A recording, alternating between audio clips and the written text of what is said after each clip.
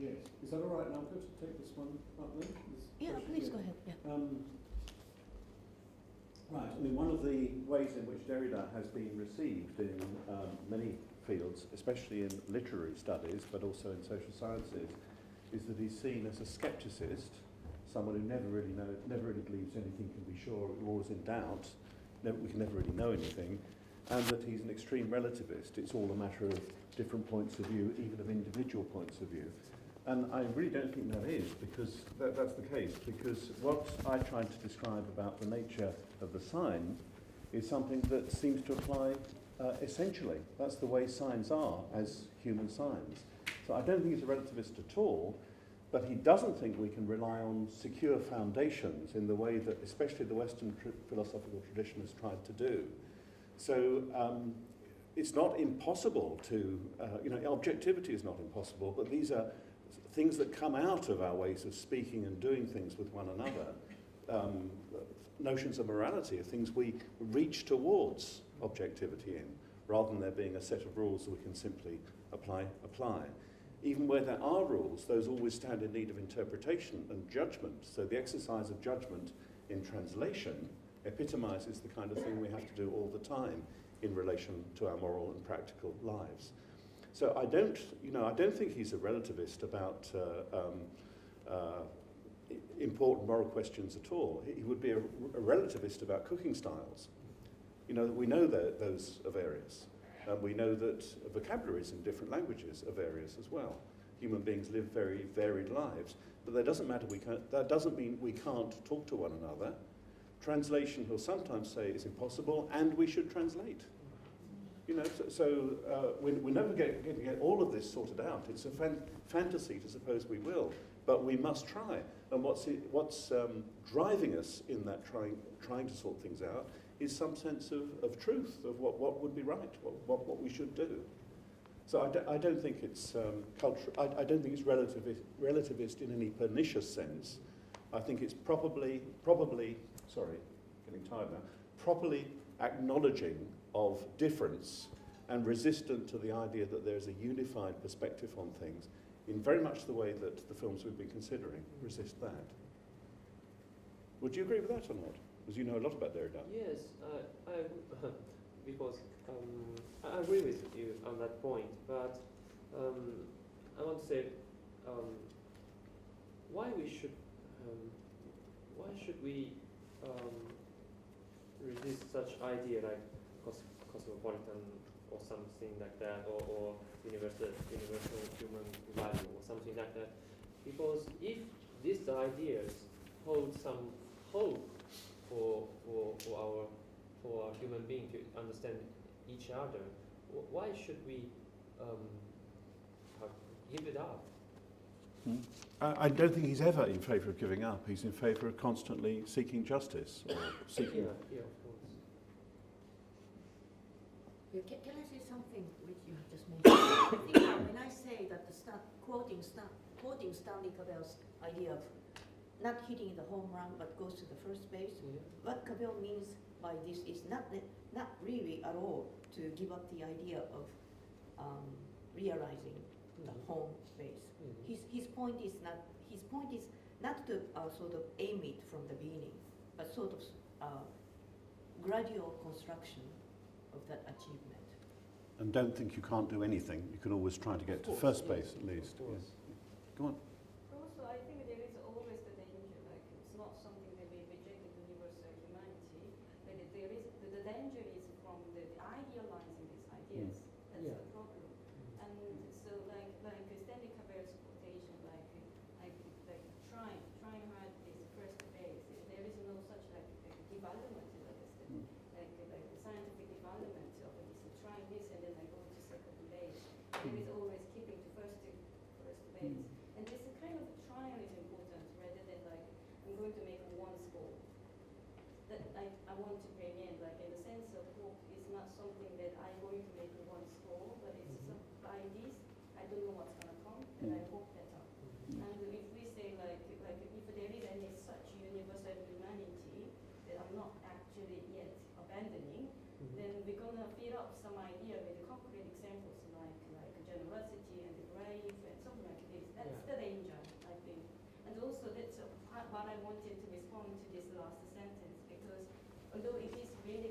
does make sense after all these module lessons, but actually there is a kind of danger that can be idealized as an educational ideal, that like such as a self-transformation, and at the end of education, students should be out of the state of slumber is a kind of a dangerous misinterpretation that I wanted to point out. And that's a kind of, because it's a kind of, for me, reading Derrida was nearly like Levinas, like ethical points that he's making. It's not something to bring out one object of ethics, ethical codes, but it's actually about receptive response to the other. And that I found from this reading too. And that's why I wanted to more focus on the educators and the educatees relationship in this conclusion. Yes. And the self-transformation is often not a process of gaining something, it's a matter of letting go of something, some false idea of how your life should be or your relation to someone else So should be. just like authenticity that is interpreted in educational practices that I'm just pointing at the dangerous misinterpretation. Sure, sure. Genia? I was thinking something about this earlier. Naoko mentioned some people may ask why should I do this and more, and I can think of some, for example, my family or some of my friends. They have happy, good life, and then they're quite generally they're happy with what they're having at the moment and the way they live.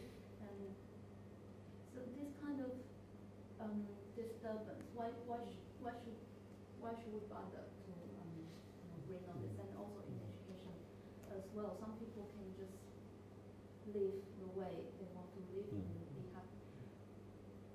But then I was also thinking about something we talked earlier about being at home and belonging and boundaries, all these things. But I think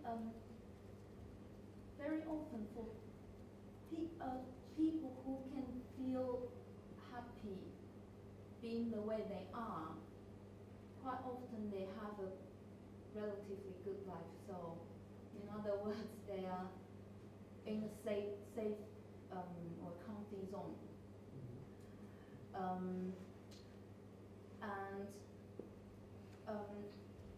So if there are no challenges, if there are no accidents happening, or if they never been exposed to see other worlds, or if they don't have the experience like Derrida, who lives in the near the boundaries, and then to be able to constantly across different kind of living conditions and then see things from outside their own world, they probably can do this. But I think on the individual level, it's kind of impossible that in our whole life we don't come across anything to challenge us. Even, I mean, we meet people with our friends and in a relationship with a partner, and in a relationship with the children, you always have to face people coming from different backgrounds, and or the new generation, they have different ideas. So I think on the individual level, it's already very difficult to maintain in this safe zone and to maintain non-challenge. And then on the social level, if we come back to the social justice thing, I think it's very dangerous not to think about things outside yourself, because you're probably in a quite privileged state, and then so. Well, that's a very articulate answer to your own question, isn't it? Because you've given an answer that would respond to people who say, why do we have to watch this? Why can't we watch Daniel Craig instead, or something like that? Yeah? Because you said that ultimately we'll all come up against something that disrupts our lives or goes wrong, and that probably if we're not facing that up to that now, we're cocooning ourselves or protecting ourselves with some set of values or beliefs that save us thinking about these things. So that seems a good answer to yourself to me. To put differently, then could we make this kind of claim No, what I want to point there is that like it's not something that like somebody's life to be and without any obvious crisis is bad or something. But actually, the moment the education starts when one realizes. Yes, okay. Can I have one? Yes.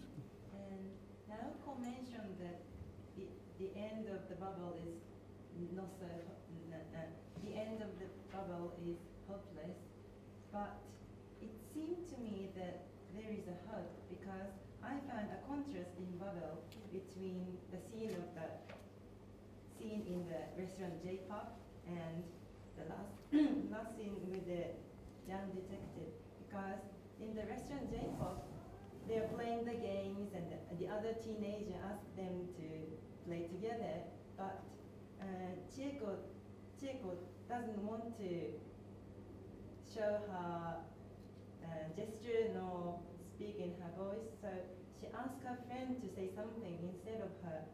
But when her friend says something, when she tried to say something in majority language, the boy is surprised and, oh no thank you, and they go back. And they are very shocked. But with the scene with the young detective, she cries and makes some noise. And I think this is the moment she found her own voice and she made it possible to be heard by someone. Although she cannot hear what she says, but I think this is the moment she found her voice. And actually, maybe not the voice, but I think she made it possible to be heard by someone. So I think this is the most touching scene, the most moving scene in the film, because she gone through the hard time, but now she can say something. Yeah, and she wrote some memo. She wrote down something She wrote and gave a it lot to of the- things in the paper. Do you have any imagination what was written? Or maybe The we should last night ask. I searched in the internet and everyone is interested in what's going on in the letter. Yeah. So someone says that I pushed the pause button and the DVD and blah blah blah blah blah. There's no answer. We should imagine. Go on then. What I would like to mention about is just a program. She said at the end of the movie, the brightest light in the darkest night.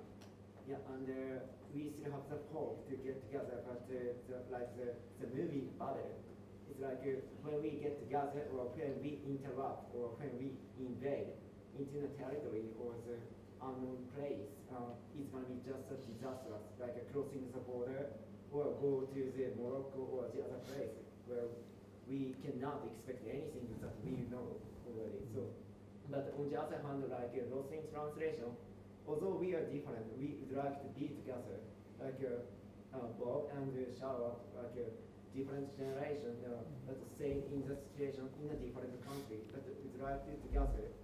But then when I bring back to the kind of concept of universalization or hospitality, those kind of concepts, like shikan or shitai, as you mentioned about the paper, when we think about the kind of universal common things or common thought, but when I have to aware of the kind of concept, it might be depends on the other. It's not me. So in my case, I just study about other countries. It's not mine. It doesn't really belong to me. But still, I have to invade. I have to interrupt in their personal life, personal privacy. But yeah, then I translate what they are talking about into my context, into my purpose, into my research.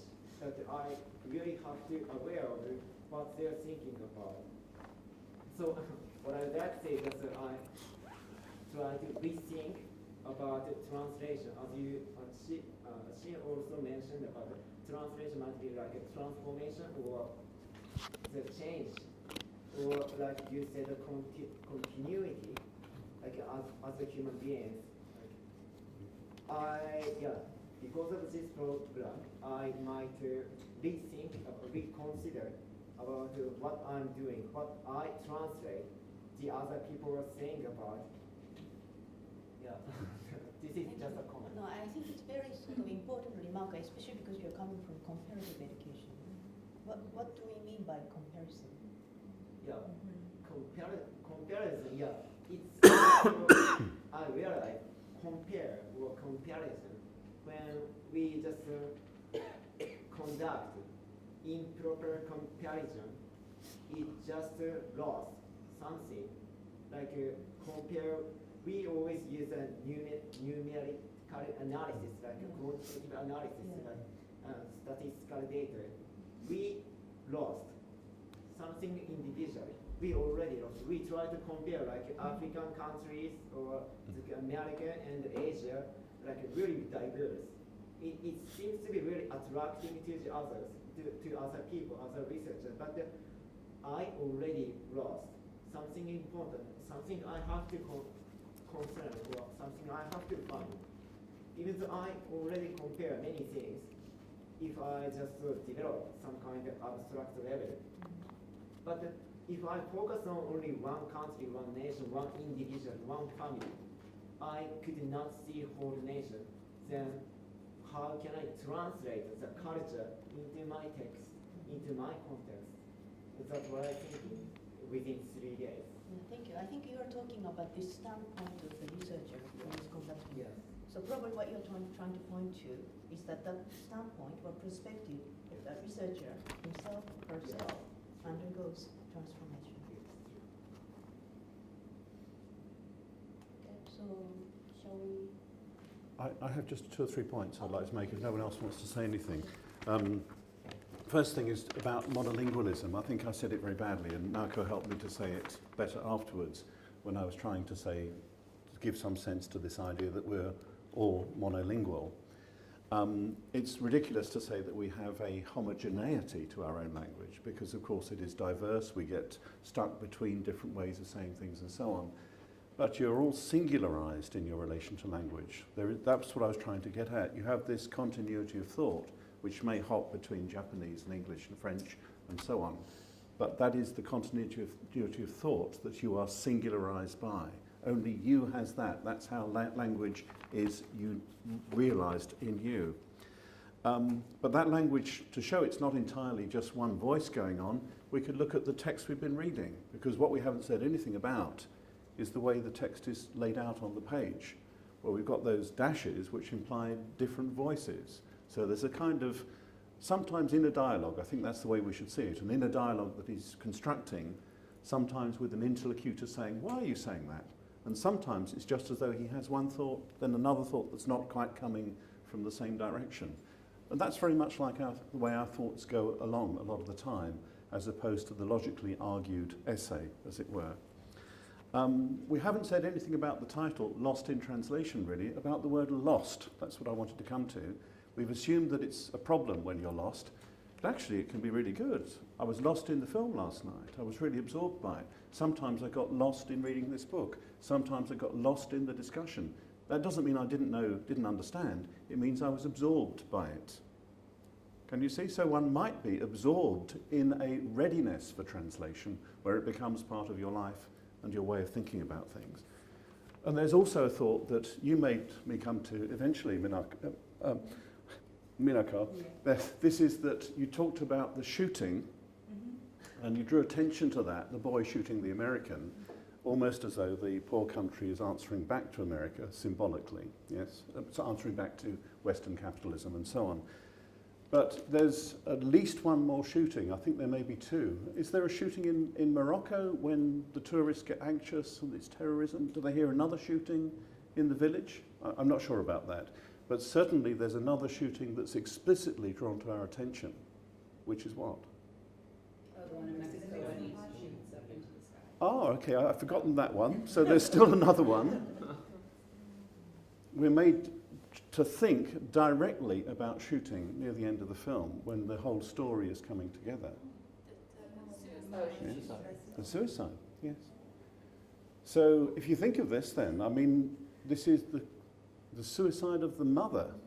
And given how much we've talked about this relation to the mother, either in the immediate literal family sense, but also in this extended sense of the mother language and all that, then that comes into this picture in a very complicated way. And there's another side to it. And if we take, the film's not really just about the West and some non-West, because of course Japan's very much in the picture, and Japan's part of the rich world. You can take Japan as the most advanced country, technologically and so on.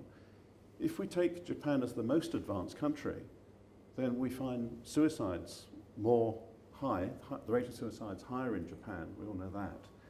And now we've got this as part of the story, and that most advanced part of Western society, or developed world, what are we going to call it, that most advanced part of the rich world is killing itself as well.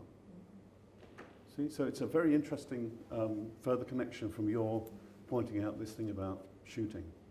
So I don't think we have any intimation that her mother has shot herself until the end of the film, when the father explains that. Isn't it interesting? And what a sad note to end on. But I actually thought, exactly as you did, I thought that it was very uplifting, the relationship between the detective and the girl. And as I said yesterday, I think the detective is the one who leads us to see the whole story. And as you said, he's very sensitive. He takes her seriously, and that's very important, isn't it? He takes the girl seriously, and he leads us to see the thing more clearly. I understood the shooting another way. Okay. Because when the father says to the detective in the foyer, and he apologized about the death of his wife Yes. by jumping, and he said, I explained this more than once, that she shot herself. I thought that the girl might have tried to get help before from the other policeman, and saying the same thing, that mother had jumped, and the father wasn't known. Oh, really? I see. Yeah, and the only one who was capable to take this forward was this policeman who spoke to him, and then he said this again. I think maybe. Okay. I don't know.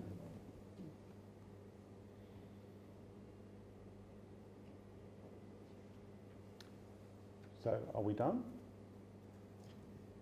Shall we? So, okay, so this is the end of the talk. Thank you very much for participating.